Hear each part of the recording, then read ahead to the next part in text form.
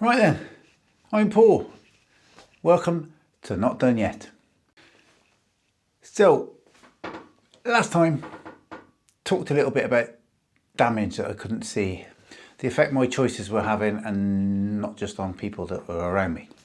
And even with all that going on, I didn't change. I didn't make any change. I didn't see any need to change. But there were warning signs. Loads of them. And that's what we're going to talk about today. So the problem with the warning signs was I either ignored them, just explained them away, or, like I said last time, convinced myself that they weren't really an issue. But they were everywhere, absolutely everywhere. First of which was obviously and probably alcohol, and how my life revolved around alcohol. Not just drinking, but thinking about having a drink, planning around having a drink. Like I said last time, could I have a drink and be okay tomorrow? Is there work tomorrow? If there isn't, then crack on, happy days. Looking forward to having a drink, I suppose. Getting really pissed off if something got in the way. Something stopped me being able to go and have a drink. And at that time I thought that was normal. But it wasn't. I suppose, well, not suppose, I know. One of the biggest warning signs was my health. I was overweight. Not just overweight, but really overweight. At my heaviest, I was 21 and a half stone. I'm 6 foot. 21 and a half stone. Not a healthy weight for anybody, I don't think. Simple things were difficult. Everyday things were hard. Seriously. Getting dressed, putting your socks on, putting your shoes on, just weren't easy. Walking upstairs, steps, dreaded. Like any more than one flight of stairs would be like, okay, right, here we go. Not good.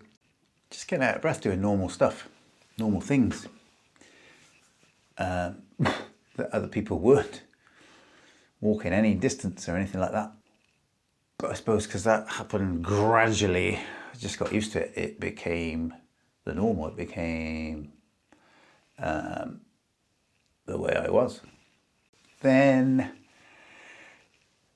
there was the diabetes.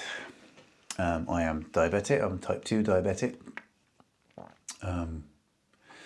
Getting diagnosed with that, which is a long, long way back now. I can't actually remember when. It's a long time ago. Probably 20 odd years ago. Maybe even more. Getting diagnosed then probably should have been, right, okay, you need to sort yourself out, change your lifestyle.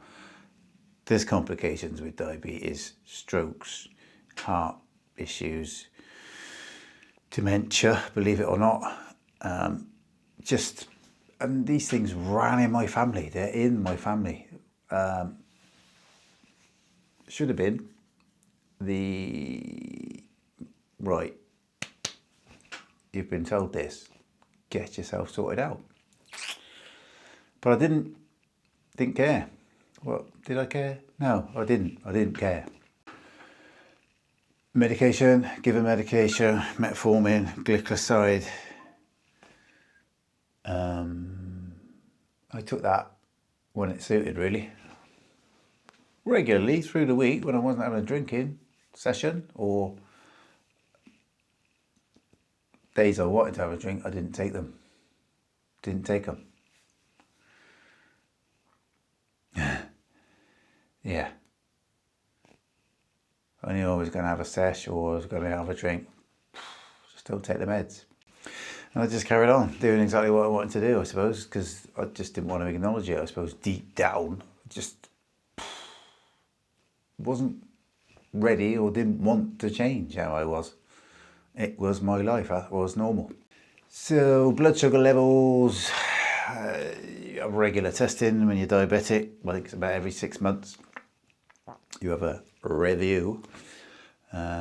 They take your blood, they test your HbA1c, which gives you a blood glucose reading over the previous 3 months. So you can't cheat it. You can't even just be totally really good for a week before your blood test. Ping, my figures are perfect. No, it doesn't work like that. So my levels were shit. They were all over the place. Sky high. Just, yeah. Every time I went for a review, every 6 months, gradually worse. That should have been scary enough, right? But it wasn't. Just kept convincing myself everything is all right. I get up every day, everything's cool. Years went on, time went on, then came neuropathy. Those of you who don't know what neuropathy is, it is caused by excess glucose in your bloodstream, excess blood sugar, and it attacks or affects the nerve endings, usually in your extremities. So a lot of people get it in their fingers and hands, and with me it was my feet, specifically numbness, pins and needles. Only way to describe that is like electric shocks in your feet, stabbing pain, and that's still with me. That is still there. I can't change that. That damage is done, and despite making lifestyle changes, what have you, getting my levels down, I can't change the neuropathy. It is there, and it is there to stay. So that's a bit of a legacy left with me. So got to deal with that from day to day. Some days worse than others. Some days it's like a pins and needles, like I said, constant. Some days it's really sharp, or a sharp pain will come out of nowhere and your leg will jump and you're ugh. Other days it's like a numbness, like a weird, it kind of feels like, I always say it feels like I'm wearing somebody else's feet, if that makes sense. Feels like somebody else's feet are attached to the bottom of my legs, like wearing two sponges instead of feet. I mean, that sounds funny. I'll make it sound funny, but it really isn't. Some days the pain is just crazy. It's unbearable at times, especially at night. Those of you that have it maybe will know. Night time is the worst. I suppose your body drops down a little bit. You become a bit more aware of sensations, and that's usually the time when it is worse. Like I said, that damage is done. I can't do anything about that, and that was yet another of the reminders that I ignored. Little signs, just ignore them. Brings me on to blood pressure. Very, very serious blood pressure. So many things that can go wrong and are caused by high blood pressure. Mine was through the roof. Every time I had a review, obviously they take your blood pressure. Every time you have a doctor's appointment, they take your blood pressure. Kept getting told, way too high, you need to do something about it. Change your diet, change this, change that. How much are you drinking? How much coffee do you drink? How much alcohol do you have? I'd always lie. Oh yeah, I have a few beers like anybody normally, just socially, blah, blah, blah. Just complete and utter bullshit. Which I don't know why anybody ever tries to bullshit a doctor, because they know what they're talking about. I knew full well I wasn't helping myself, so you got prescribed another drug on top of the other drugs for your blood pressure. That was Ramipril.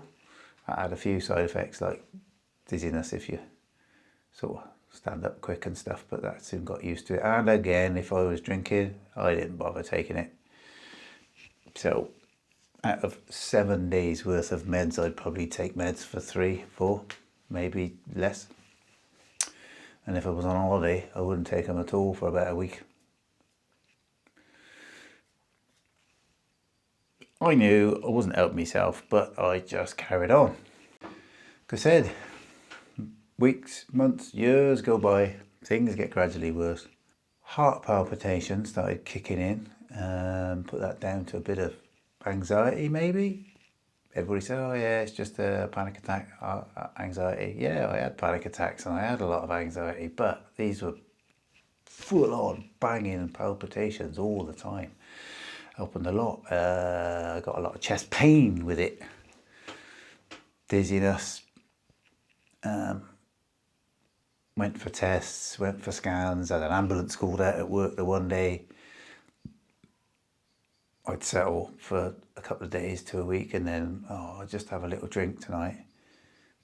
A couple of beers, and the next day, I'm okay, I'll have then a couple of beers, and then that was it, you were back on the trail again.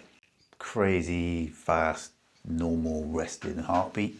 My resting heartbeat was regularly 100, over 100, just sat still. Look, if I'm talking to you now, it would have been 100. So you can imagine what it was like if I went for a walk. I had to walk up steps. It also came a bit irregular, a bit of an irregular heartbeat. So there were tests, there were scans, there was, the usual MRI with a dye pumped in that they check your arteries, check for plaque and whether your arteries are narrow and what have you. The one MRI scan I was slid in, and your heart rate has to be below a certain amount to be able for them to do the test properly, for them to be able to see. And mine just wouldn't go down because it wouldn't. My resting heart rate was stupid. So they had to give me beta blockers to lower my heart rate so they could just do the scan.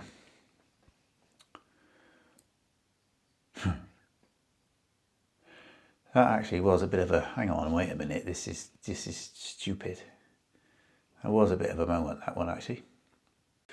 But even after that, and even though it was a bit of a moment, I didn't change. I don't think I was ready to change, to be honest. I think that's the main thing, is you've got to be ready, and I wasn't ready. It just seems silly, seems stupid, mad really. All those little signs, all those things gradually, and yeah. I suppose I told myself it wasn't really that serious. I'd sort it out eventually. Everyone has health problems, right? It's just normal. Especially as you get a bit older.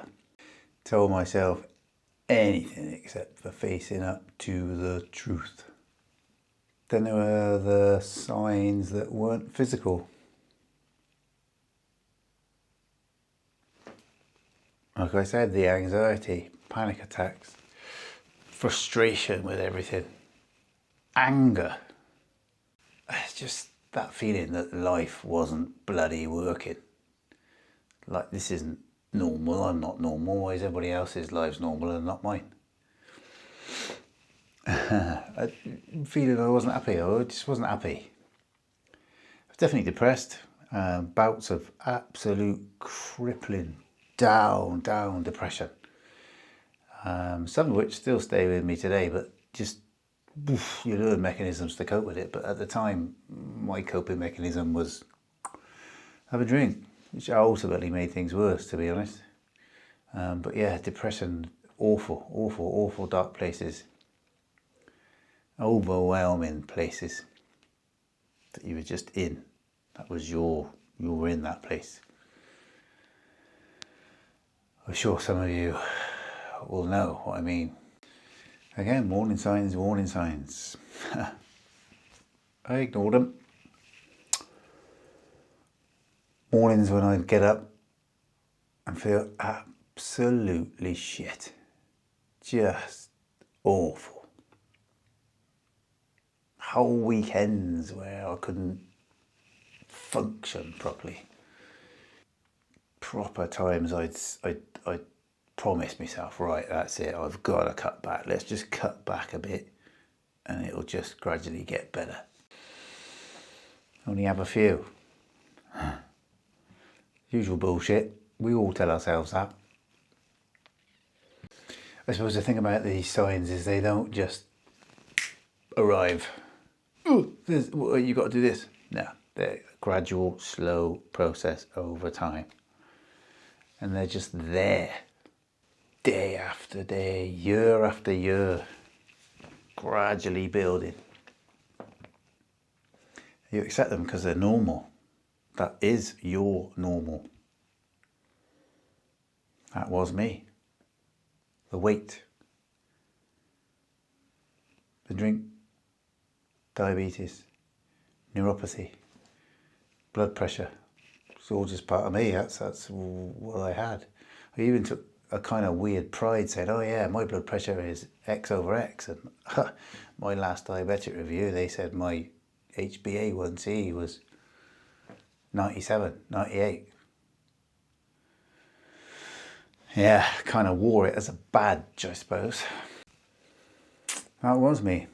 All that anxiety, excuses, making excuses to get out of things. Excuses. Oh, a bit down today, so I'm going to have a beer, cheer myself up. It's an excuse. Routine of coming home, crack a can, sit in the chair. It's just a routine, just a habit. It's just, you don't even enjoy it. It's just what you do. It's just normal.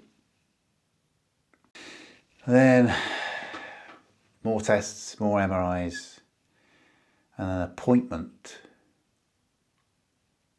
that actually changed how I saw things, I suppose, made that difference. It made that difference, changed how I thought. And that's what I'm going to talk about next time. That day that everything finally changed. The day I finally stopped making excuses, took responsibility, did something about it. And I'll see you then. So look after yourself and remember, we're not done yet.